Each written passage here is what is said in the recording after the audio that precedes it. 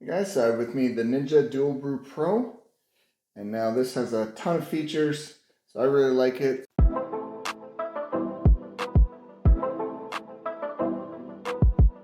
So, after taking everything out of the box, got here, coffee machine, your coffee pot, got a little frother here, and you got your filter pads.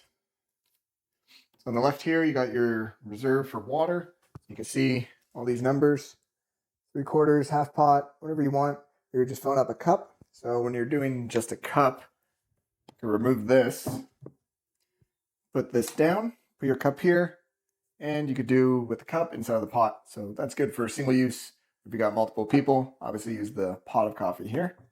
So I'm going to start with the side here. You can turn it so you can see the front change. This is hot water, or you can switch it to boiling water with the temperature there. So you get two different little things there, and you can switch to whatever size cup you have.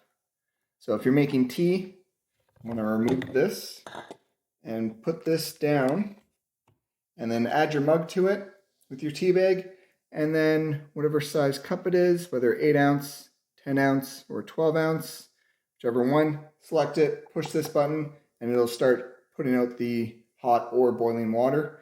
And always make sure that the drip is set to open. If it's closed, nothing's going to come out, so you want it set to open. So now moving on to the next one, you want to switch that switch back to the coffee one. And I'm going to add the pot back here. So you got a lot of different features.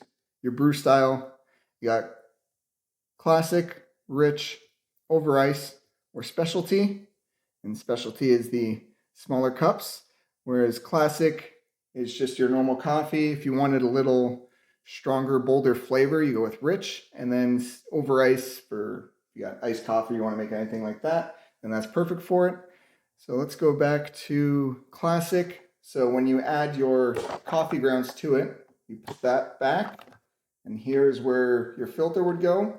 So you can use the paper filters, or I highly suggest getting the N4 number 4 permanent filter here, and that just slides right in there. And then you're going to use the scoop on the side.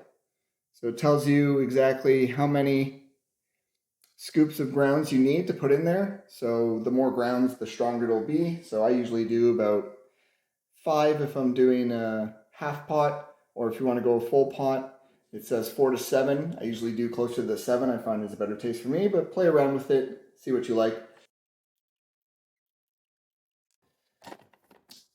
Now that your coffee grounds are in there, and you turn it to whatever size you want, you just press the start button, and you're pretty much good to go. So another great feature here is you can remove this completely.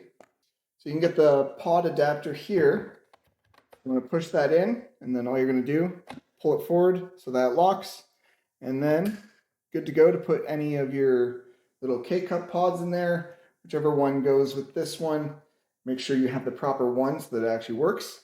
And once you pop that in there, push it down, and this automatically knows what's in there. So if it's either the coffee grounds or the pods, and then you just select whichever size you want. You only get 4 options for the pods.